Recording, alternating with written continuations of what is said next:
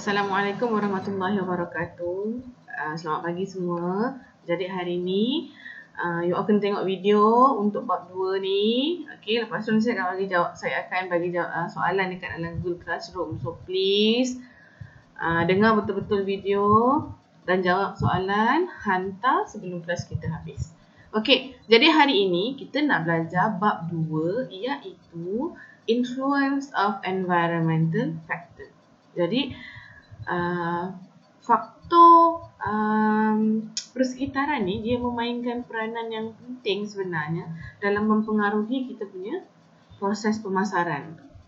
Okey, jadi mari kita tengok satu-satu slide. Okey, alright, kita tengok yang kedua. Okey, jadi ada dua forces dekat dalam marketing environmental punya factor ni, dua forces. Okay, proses yang pertama adalah micro environment dan proses yang kedua adalah macro environment. Micro environment dan macro environment. So ingat ada dua Okay, so micro ni dia benda yang kita boleh kawal, manageable by the company, boleh diuruskan oleh syarikat. Okay, contoh dia micro environment ni syarikat kita, supplier kita, lagi pekerja-pekerja kita, benda-benda yang berada di sekeliling syarikat. Jadi apa yang berada kat sekeliling syarikat, benda yang kita boleh kawal, okay, dia adalah micro environment. Jadi bila you baca nanti nota you, dia akan cakap micro environment ni manageable by the company, boleh diuruskan oleh syarikat. Maksudnya apa? Company boleh kawal. If anything happen, syarikat boleh kawal. Okay, ini micro environment. Sebab tu dia kata micro ni kecil. Bila kecil maksudnya apa? Kat keliling-keliling syarikat. Okay, clear? Alright, yang seterusnya. Okay, macro environment. Okay, soalan selalu dia tak cerita sangat pasal mikro. Dia akan cerita banyak pasal makro. Okay, so macro environment ni, makro ni besar. Bila besar, dia kena ingat, benda ni, persekitaran ni, kita tidak boleh kawal. Okay, ingat, bear in mind, mikro manageable by the company, boleh diuruskan oleh syarikat. Tetapi macro environment tidak boleh diuruskan oleh syarikat. Kena ingat macro environment, benda yang kita tak boleh kawal. Okay, benda yang kita tak boleh kawal, kita tak boleh kontrol pun. Tetapi micro environment kita boleh kawal. Kita tengok satu-satu slide Kita pergi satu-satu slide. Okay, micro environment, so dia kata ada 5 forces, ya, 5 activities kat dalam micro environment. Pertama, company, syarikat kita. Ingat, micro environment manageable by the company. Okay, manageable by the company maksudnya boleh diuruskan oleh syarikat. Okay, company dah sah lah kan, boleh diuruskan oleh syarikat, betul kan? Okay, yang seterusnya adalah supplier. Okay, supplier. Mari kita tengok slide satu-satu.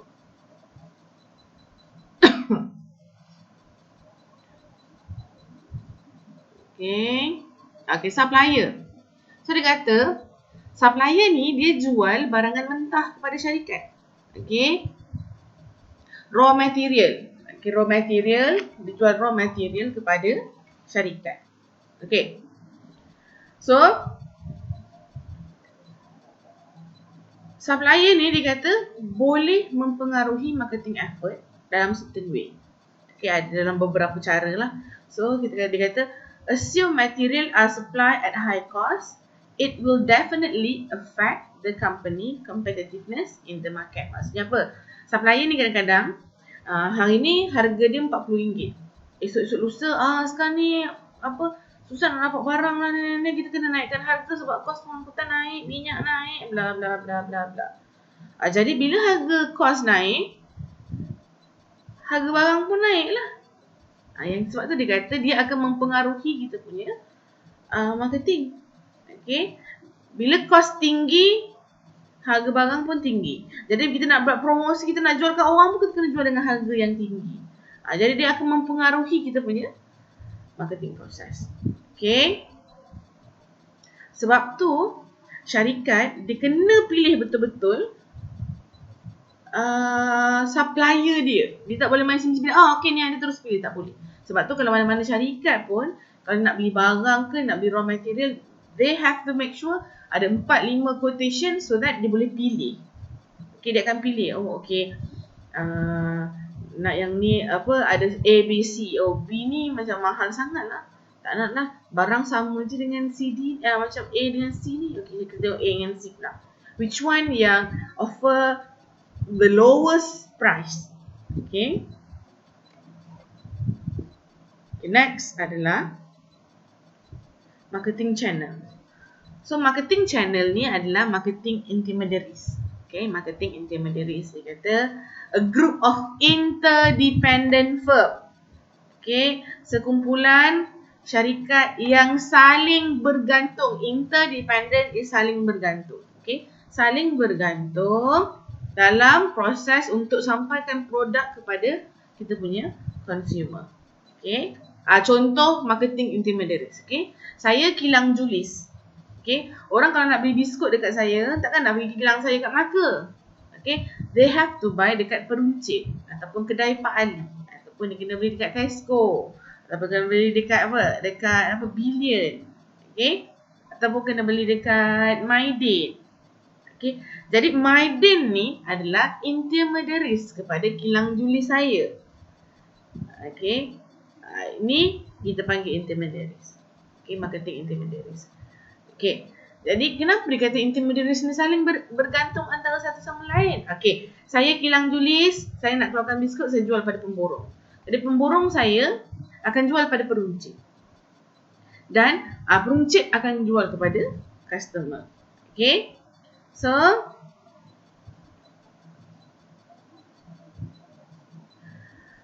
marketing channels bukan sahaja memainkan peranan untuk distribute barang ataupun bagi produk dekat orang sahaja, tidak.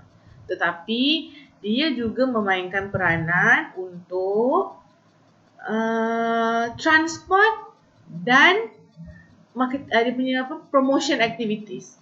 Okay. Kau pernah tengok ke kilang julis buat promotion, kilang yang buat promotion? Tak pernah. Siapa yang buat promotion? Selalunya yang buat promotion adalah intermediaries dia, wholesaler dia, Maidin yang buat promotion.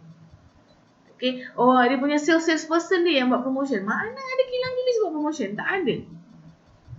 Okay. Intermediaries dia yang buat promotion. Dan transportation, bukannya kilang julis biskut tu yang selesaikan masalah transportation nak distribute kat kedai-kedai. Tidak.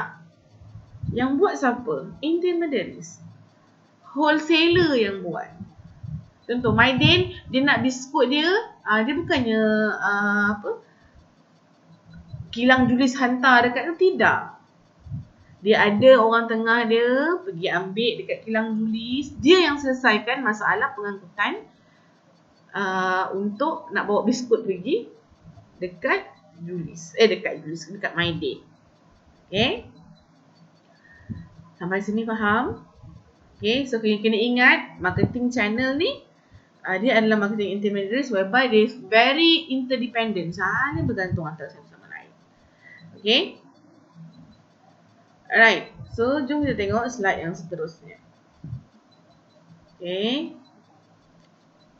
The market. Okay, the market. So dia kata market ni ataupun pasaran ni, dia kata is made up of potential buyer and potential seller. Okay. Maksudnya apa kat sini? Bila ada perniagaan, bila ada orang tempat penjualan barang tu, maksudnya itu adalah market. Jadi, contoh saya nak pergi beli handphone, saya masuk kedai handphone. Saya masuk kedai handphone as a potential buyer. Okay, dan dia adalah potential seller kepada saya. Okay. Dah beli, baru jadi seller dan buyer. Tak beli, belum lagi jadi potential, belum jadi lagi seller dan buyer. Dia masih lagi dalam keadaan apa? Potential seller dan buyer. Okay. Jadi, okay. Seller ni dia akan cari buyer. Dia akan tengok, okay, kalau dekat kawasan ni barang apa yang elok dia jual. Kalau jual untung tak? Ini. Okay. Contoh kan macam dekat Pajam. Tiba-tiba dekat Pajam tu, depan dekat Unifil tu buka kedai jual minyak wangi mahal-mahal. Kau rasa laku tak? Perlu ke orang Pajam ni nak pakai minyak wangi mahal-mahal ni dekat depan?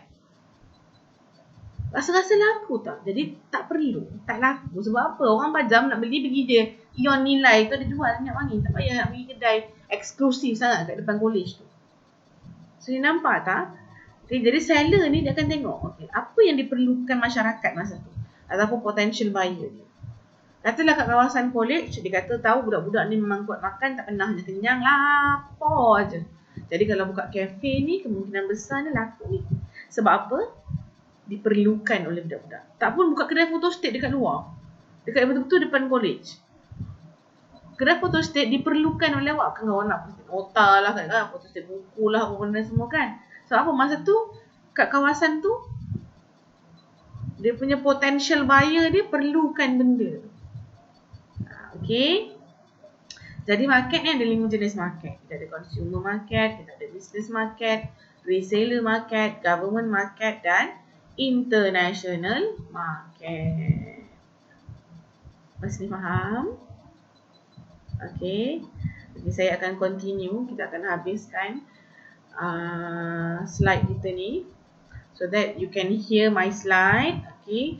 Kemudian boleh jawab soalan. Okay, it's very important for you untuk buat latihan-latihan yang saya bagi lah. Okay, in order for me untuk help tolong awak lah dapat markah test. Okay. So let's continue with competitor. So competitor ni pesaing competitor ni pesaing. Okay. So dia kata marketing success depend very much on how firm fulfill their consumer needs better than their competitor. Jadi dia kata marketing ni hanya akan berjaya jika bergantung kepada macam mana kita fulfill keperluan dan kemahuan consumer ataupun pengguna lebih baik daripada kompetitor kita. Maksudnya kalau kompetitor kita ada A, B, kita serve A, B, C. Sebab kita lagi baik daripada kompetitor kita. Okay, so kita kena tahu apa kompetitor kita buat. Kita kena tahu apa promotion strategi dia. Sebab apa? Sebab ni lah. Sebab kita nak buat lagi baik daripada dia. Kalau dia keluarkan produk, kalau macam tu kan, kalau you tengok handphone kan, bila keluar je handphone baru, lagi update. Keluar lagi baru, lagi update. So macam Huawei. Jadi kita tak boleh jadi ni, dia keluarkan 5G. Sebab apa? Dia nak lagi bagus daripada orang lain. Dia nak fulfill needs lagi bagus daripada syarikat-syarikat pengeluar handphone yang lain. Okay. Community. Community ni adalah sekumpulan orang ataupun individu, okay, yang ada orang kata interest minat kepada organisasi kita. Jadi selalunya yang ada interest kepada organisasi kita ni adalah apa? Macam wartawan, media ni TV lah, apa benda-benda semua tu lah, newspaper, okay, government, ini community. Okay, community lah. Alright. Community juga dikata memainkan peranan yang penting dalam memastikan berjayanya kita punya marketing strategi. Sebab tu bila kita keluarkan produk, kita kena pastikan yang kita punya produk tu ada image yang baik dekat dalam community. Okay. Kalau image kita tak bagus dalam community, ada kemungkinan besar untuk kita punya marketing strategi tu tidak berjaya adalah besar. Okay. Sampai sini faham? Alright. Mari kita teruskan. Dah tak banyak dah slide pun. Sikit je lagi. Okay. So, seterusnya adalah tadi kita cerita pasal micro environment. benda yang kita boleh manage. Okay. But this time around kita nak sambung berkenaan dengan macro environment. Okay. So macro environment ni ada 1, 2, 3, 4, 5, 6. Ada 6. Okay, ada 6 benda. Okay. So macro environment ada 6 factor, which is demographic forces, ada economic forces, technology forces, cultural forces, political forces dan natural forces. Okay. Kalau you tengok semua forces yang ada dekat dalam macro environment ni, you akan perasan, semua benda ni besar sangat, tak boleh kontrol. Kita tak boleh nak kawal. Okay. Kita tengok satu-satu. Okay. Apa demographic forces ni? Madam, apa demographic ni? Okay. So, dalam demographic forces ni ada apa? Ada age, okay, growth, gender. Okay. Gender ni jantina lah, tahu kan? Okay. Lepas tu, ethnic group. Ethnic group ni macam ni lah, India, Cina, Melayu, Kadazan, Iban, ethnic groups lah. Occupation and etc. lah. Okay, jadi demographic factor that are related to consumer purchasing habit and of interest to the marketer are. Jadi antara demographic factor yang memainkan peranan dalam consumer purchasing habit. Maksudnya habit ni macam benda yang dia selalu buat atau dia suka buat tau. Perangai dia kan. Beli. Okay. Pertama, changes in age structure. Kedua, geographic population movement. Dan yang ketiga, better educational qualification. Okay. So kita tengok changes in age structure. Okay. Apa maksud changes in age structure ni? Okay. Okay, changes in age structure. Okay, so dia kata kat sini, umur ni daripada kecil sampai ke tua. Jadi permintaan daripada baby sampai ke orang besar ni tak sama. Okay, sebab tu dia kata dekat sini dalam contoh, dia kata banyak company pay great attention. Maksudnya bagi perhatian yang lebih terhadap perubahan umur ni. Okay. For example, dia kata kat Malaysia ni, kalau dia keluar birth rate ataupun tahap kelahiran, okay, kelahiran baby baru lah, okay, continue to rise, maksudnya semakin meningkat. Jadi demand untuk barangan kanak-kanak pun banyak. Jadi dia akan jadi trend. Okay, ini age structure. Kalau you tengok, kalau dulu masa saya rasa zaman saya kecil-kecil, mana ada kedai-kedai baby yang jual specifically barangan baby. Botol susu baby apa semua tak ada. Tak boleh kena pergi mall. Okay, tapi sekarang nowadays ada. Because of the age structure. Okay, even contohnya macam meningkat lagi permintaan. Lepas tu macam sekarang ni, umur awak ni apa permintaannya? Umur korang semua ni data nak kena banyak, handphone nak kena smartphone, nak laju. Lepas tu handphone tu kalau boleh, kalau nak main game tu tak nak lag, tak nak tengah-tengah tembak tiba-tiba peluru tu tergantung tak sampai dekat musuh macam tu. Jadi dia akan keluarkanlah produk yang macam tu. Sebab tu demographic factor ni dia memainkan peranan yang penting. Change in age structure. Berubah umur, berubahlah korang punya habit. Masa kecil-kecil suka makan jajan, beli jajan. Dah besar sikit tak nak makan jajan lah, nak makan benda mahal-mahal sikit. Sebab tekak selera sama macam baby. Dah tua, duit dah banyak sikit, nak makan benda lagi mahal. Okay, jadi struktur umur tu dia memainkan peranan lah. Okay. Seterusnya ada geography population movement. Okay, geography population movement ni maksudnya kat sini dia kata pergerakan, maksudnya berpindah. Kita pindah. Dulu kita duduk kampung, masa sekarang kita duduk kat bandar. Okay, jadi dia kata banyak sangat university and college graduate, okay, meninggalkan rumah dia, kampung dia kata dekat rural area ni untuk migrate ataupun berpindah ke bandar yang lebih besar. Okay, contohnya macam KL lah untuk dapatkan pekerjaan. Jadi bila ramai banyak sangat untuk berpindah pergi bandar, jadi akan ada peningkatan dari segi residensi. Residensi ni maksudnya rumah lah. Okay, sewa rumah, transportation. Jadi sebab tu orang kalau dekat orang buat Grab dekat KL, dekat kawasan-kawasan bandar besar sana tu kan, nak dibandingkan dengan buat Grab dekat kawasan-kawasan kampung ni, dekat sana lagi untung daripada dekat sini. Kenapa? Sebab orang banyak ketumpatan penduduk dia tu banyak. Okay, lagi ramai penduduk kat kawasan tu, maksudnya lagi besarlah pasaran orang. Okay, so yang ketiga adalah better educational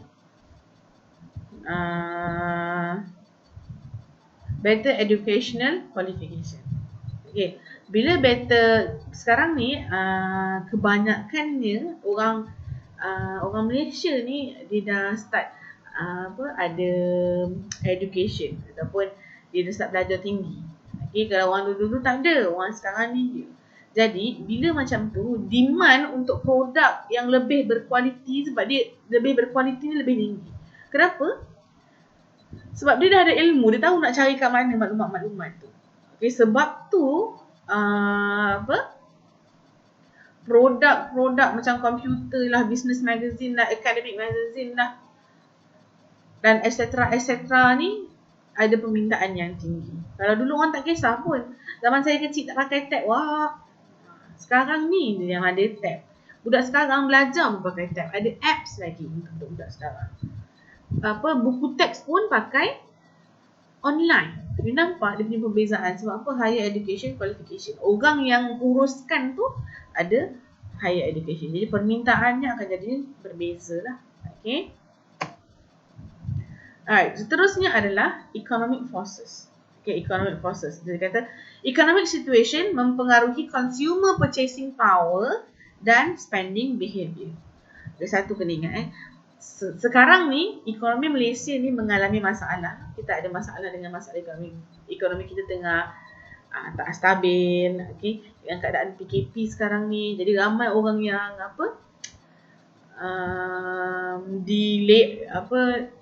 diberhentikan kerja, ramai yang jadi rider, tiba-tiba dulu pilot sekarang dah jual burger. Ya, nampak Jadi bila kejadian macam tu berlaku, maksudnya ekonomi kita tidak stabil. Okay, ekonomi ni kita tak boleh control Okay, we cannot control economy.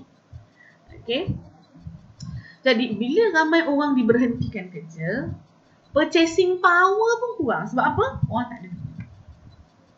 Okay, orang tak ada duit. Bila orang tak ada duit, purchasing powernya kurang.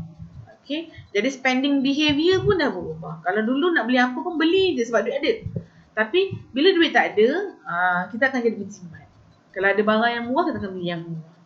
Okay, contoh kan, macam beras Kalau dia tak ada duit, dia akan beli beras hancur as long as boleh makan. Tapi kalau duit ada sikit, masa tu lah kalau nak beli basmati lah, beras perang lah, herba pun ni tak mahal, dia akan start beli beras yang mahal. Dia tak ada duit, dia akan beli beras murah. Sebab apa? As long as boleh makan. Bila ada duit, dia akanlah benda sedap sikit. Macam tu. Okay. Okay. Bila ekonomi ni expanding ataupun memang ekonomi tengah stabil. Okay. Masa ekonomi tengah stabil ni,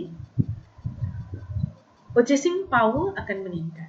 Masa tu ramai orang akan dapat kerja. Bila orang dapat kerja, orang ada duit. Bila orang ada duit, orang buat apa? Orang ada duit, orang belanja. Jadi bila orang sentiasa berbelanja kat dalam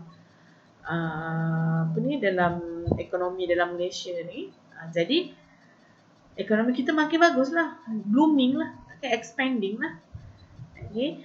Kalau dulu tak beli barang luxury sebab kita tak ada duit, kita tak ada purchasing power. But nowadays kita dah ada duit, kita ada purchasing power, so kita akan beli produk yang lebih mahal. Okay, ni economic forces And then technology forces. Technology forces ni, dia tahu teknologi is rapidly advanced. sangat cepat berkembang, maju sangat. Jadi produk-produk teknologi ni cepat sangat obsolete. Obsolete maksudnya tidak boleh digunakan, dah outdated. Okay. Kenapa jadi macam tu? Ialah contoh kan, macam sekarang ni pun iPhone yang dibeli mahal-mahal, iPhone 5 kan, iPhone 5S lah semua tu, WhatsApp pun dah tak boleh dah. Okay. Kalau WhatsApp pun nak kena pakai latest punya iOS. Padahal phone korang dah tak boleh nak support dah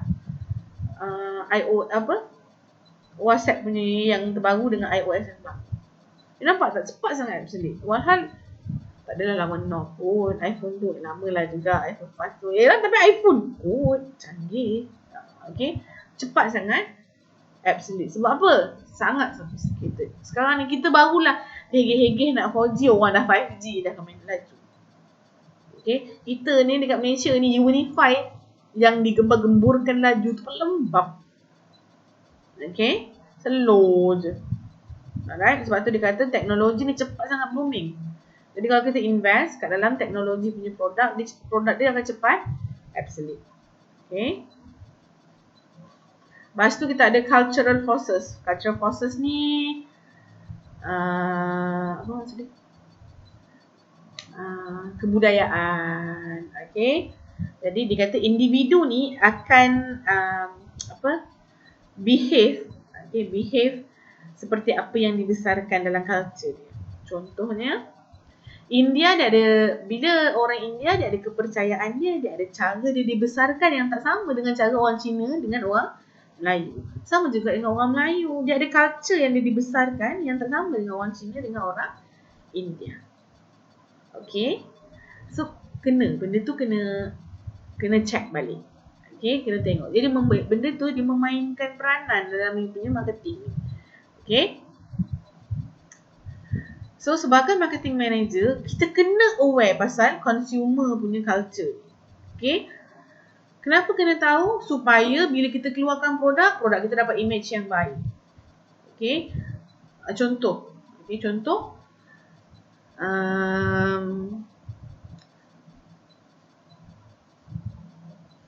BABI. Pork. Asal cerita babi lah. Okay. Kenapa tak pernah ada orang jual daging babi di tepi jalan? Macam orang jual daging lembu. Because of culture. Kenapa? Pork, dia tulis kat situ pork. Because of culture. Okay, marketing manager ni aware. Oh, orang ada culture yang tak boleh makan pork. It's haram. Jadi, dia pun tulis, okay, ini kawasan non-halal. Bila kawasan non-halal, tak boleh makan pork. Dia sensitif.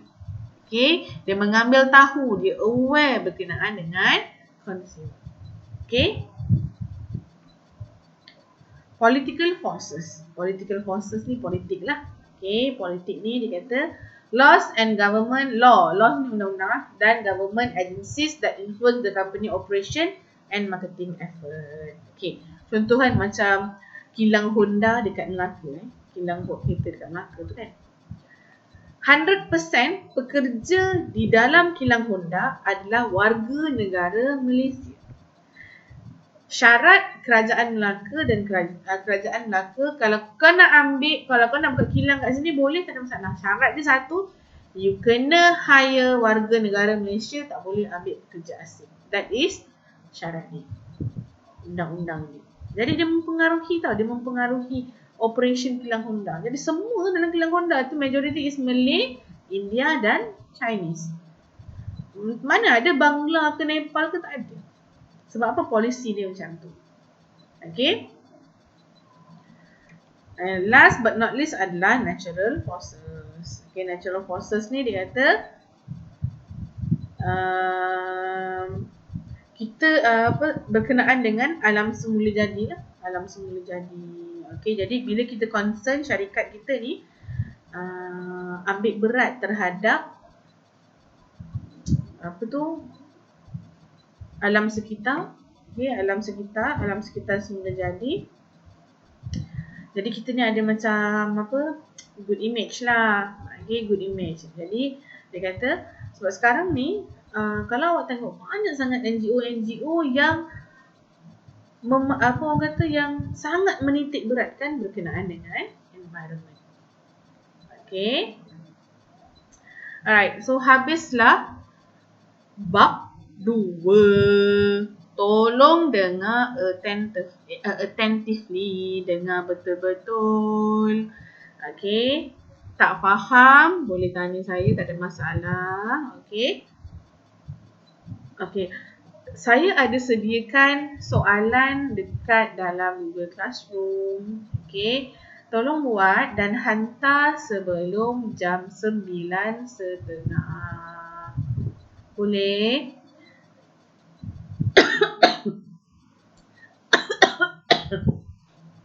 Kalau lambat, saya tak tanda. Okay, itu saja semua. Saya jumpa awak lagi minggu depan hari Rabu. Okay, bye. Assalamualaikum.